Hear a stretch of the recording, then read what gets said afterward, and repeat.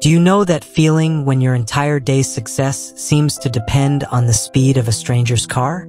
I felt it acutely that Tuesday morning, gripping the steering wheel as I stared at the back end of an old Buick crawling down Route 59 at what couldn't have been more than 35 miles per hour in a 50 zone. The dashboard clock glowed 8:47 a.m. My presentation to the executive team was scheduled for 10 o'clock, and I still had my usual 45-minute commute ahead of me, except now I was stuck behind someone who apparently had nowhere to be and all day to get there. No passing zones in sight, just me, this massive boat of a car, and that familiar flutter of anxiety that I hadn't felt in months. 11 years of Stoic practice, and here was my old enemy. The illusion that my peace depended on someone else's speed. I almost smiled at the recognition. At 40, after more than a decade of evening journaling and morning meditations, I thought I was past being rattled by traffic delays, but apparently put enough pressure on the situation, a quarterly review presentation that could determine my team's budget for next year, and those ancient patterns still had some fight left in them. The Buick ahead maintained its methodical pace, brake lights flickering at every slight curve. I felt the familiar heat starting to creep up my neck, that old urge to lean on the horn. For just a moment, I was 29 again, undone by spilled coffee and a disastrous presentation that nearly derailed my career. That memory stopped me cold. 11 years ago, I'd walked into the most important meeting of my career with a coffee stain on my shirt and a storm brewing in my head. I'd stumbled through my words, lost my place, and when questions came, I'd snapped instead of responding professionally. That night, sitting in the dark, I'd finally admitted to myself that the real enemy wasn't bad luck or coffee mugs. It was me. The next Saturday, wandering restlessly through the city, I'd found myself in a small bookstore I'd never noticed before. That's where I discovered Marcus Aurelius's Meditations and read those words that would change everything. You have power over your mind, not outside events. Realize this, and you will find strength. Now, sitting behind this Buick, I recognized this moment as a test of everything I'd learned since that rainy day in the bookstore. I took a deliberate breath and actually laughed softly at myself. Control what you can control, David, I said aloud to the empty car. Marcus Aurelius had written about this exact situation. Remember that very little disturbs the wise man, for he is not concerned with what is outside the sphere of his own action. The Roman emperor probably never sat behind a slow Buick on a suburban highway, but he understood the principle perfectly. This was actually fascinating in a way. After 11 years, I'd grown accustomed to my Stoic tools working almost automatically. Traffic jams had become opportunities for reflection. Difficult clients had become chances to practice patience. System crashes before deadlines had become reminders about the dichotomy of control. But high-stakes situations, I was discovering, had a way of temporarily short-circuiting even well-established habits. The quarterly review represented the culmination of everything our marketing team had built this year. As senior marketing manager, I'd be presenting our digital campaign results, numbers that would justify headcount requests and budget increases. My reputation for staying calm during crises had become one of my leadership strengths, something my team relied on. But reputations, as Epictetus reminded us in his discourses, are preferred indifference, nice to have, but not essential for a good life. What mattered wasn't whether others saw me as unflappable, but whether I could actually apply what I'd learned when it counted most. The old me would have been consumed with panic by now, imagining worst-case scenarios about arriving late and botching the presentation. This me was actually curious about the test. How deep did 11 years of practice really go? The answer came naturally, almost without conscious thought. At the next red light, I reached for my phone and texted my boss. Running about 10 minutes behind due to traffic. Should still make it by 10, but wanted to give you a heads up just in case." Her reply came quickly, "No problem. We're starting with finance first anyway. 10:15 works fine." I felt the tension in my shoulders release. 11 years ago, in that dusty bookstore, I'd first read those words about having power over our minds, not outside events. Now, sitting behind this Buick, I was living proof of what that felt like when it really mattered. I glanced at the driver ahead, an elderly man, both hands carefully on the wheel, moving with the deliberate caution of someone who'd probably been driving these roads for 50 years. He wasn't my obstacle. He was just another person doing his best, being careful, trying to get where he needed to go safely. In the grand scheme of things, we were both just commuters on a Tuesday morning. Seneca had written about this in his letters to Lucilius, how every frustration is an opportunity to practice virtue. Maybe this delay was ending my attachment to controlling outcomes and beginning a deeper understanding of acceptance. The Buick finally turned off at a residential street about 5 minutes later. As I accelerated past the spot where we'd been crawling, I found myself genuinely grateful for the experience. Not in some forced, artificial way, but with real appreciation for the reminder about what truly matters. I arrived at the office 12 minutes before my presentation, feeling more centered than I had in weeks. The quarterly review went exceptionally well. During the Q&A, our CFO threw a curveball question about competitor spending that I hadn't specifically prepared for. But instead of the old panic, I felt that familiar pause, that space between stimulus and response that I'd been cultivating for 11 years. "That's a great question," I said calmly. "I don't have those exact figures in front of me, but I can walk you through what we do know about the competitive landscape and get you the specific data by the end of the day." After the meeting, my boss pulled me aside. "I've had managers come in flustered and defensive when challenged," she said. "Your calm presence in there, that's exactly the leadership quality we need as we grow the team. We got approval for 2 additional headcounts and a 20% budget increase." But the real victory had happened behind that Buick.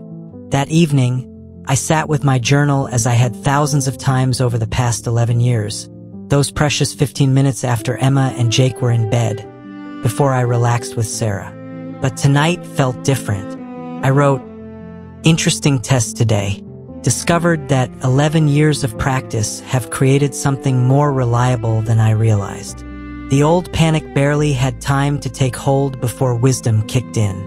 Not fighting the delay, but working with it. Tools don't just work in calm moments. They work especially when we need them most." Sarah noticed the shift, too. Over the years, she'd watched me transform from the man who'd snap at small frustrations into someone who could weather storms without losing his center. "You don't get rattled the way you used to," she told me a few months ago. "Even when things go wrong, you're calmer." That was 2 years ago. Since then, I've encountered countless delays, difficult stakeholders, and last-minute campaign changes.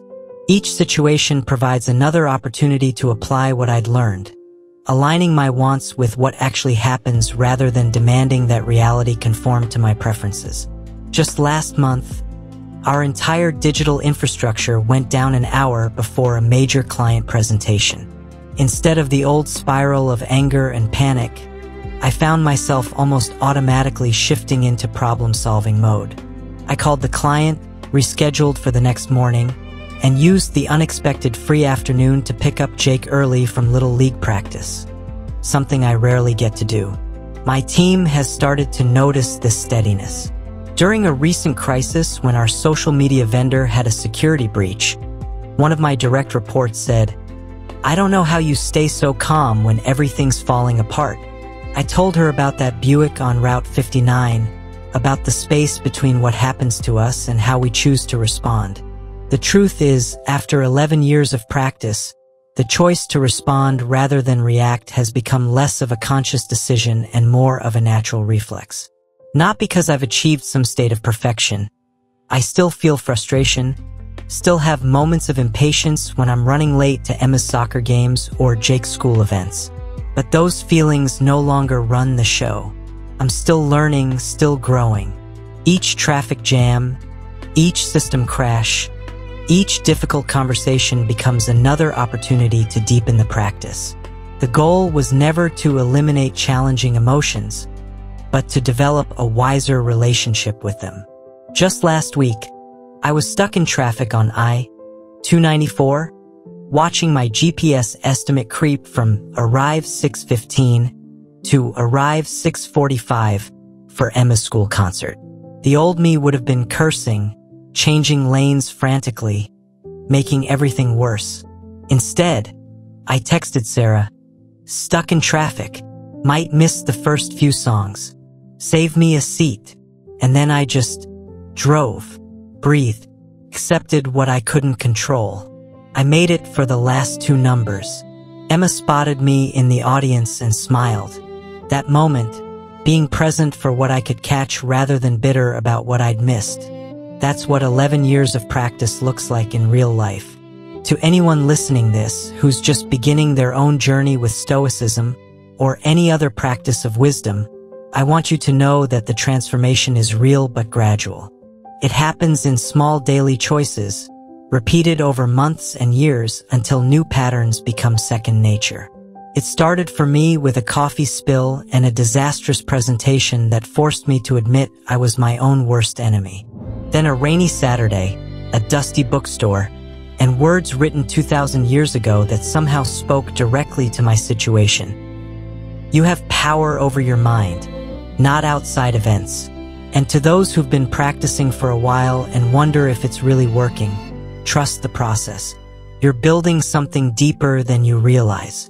When the real tests come, and they will, you might surprise yourself with how naturally wisdom emerges. The road will always have its obstacles. After 11 years, I've learned that the point isn't to eliminate them, but to travel more skillfully. The slow car will always be there in some form, whether it's literal traffic or the endless delays that make up life with two kids, a demanding job, and a 45-minute commute through suburban Chicago. That space between stimulus and response that I'd first read about in that bookstore, it had become real, reliable, something I could actually count on when everything else felt uncertain. I still spill coffee sometimes. I still get frustrated when my commute turns into a parking lot. I still worry about quarterly reviews and budget approvals. But now I have tools for those moments, a way to pause, breathe, and remind myself what's actually in my power. It's not perfect. It's not a cure. But it's better than being completely at the mercy of every slow driver and traffic jam. Speaking of tools, I'm curious about your experience. Have you ever found yourself caught in that same pattern of reacting to things outside your control? Maybe it's traffic, maybe it's a difficult colleague, maybe it's technology failing at the worst possible moment. What's helped you find that pause button? This is exactly why I share these stories on the Unshakeable Life, because we're all figuring out how to stay steady when life gets unpredictable. The Stoics didn't have suburban commutes or quarterly reviews, but they left us some pretty useful tools for the journey. Here's what I'm wondering. What's one small area of your life where you could practice asking, what part of this is actually up to me? This week, maybe it's your commute. Maybe it's a recurring frustration at work. Maybe it's something with your family. I'd love to hear about it in the comments. Your experience might be exactly what someone else needs to hear. Look, I'm still working on this stuff every single day. Some mornings I nail it, others I forget everything I've learned and have to start over. This morning, I snapped at Jake for taking too long to find his shoes when we were already running late. The old patterns never completely disappear. We just get better at recognizing them faster and course correcting. But that's the point, isn't it? We're all works in progress. If you want to keep figuring it out together, I'll be back with another story from the road. The next time you find yourself trapped behind life's version of that slow-moving car, whether it's literal traffic or the endless delays that make up modern life, remember this. You have more control than you think, not over the car ahead, but over the person behind the wheel of your own reactions. That choice, made consistently over time, changes everything.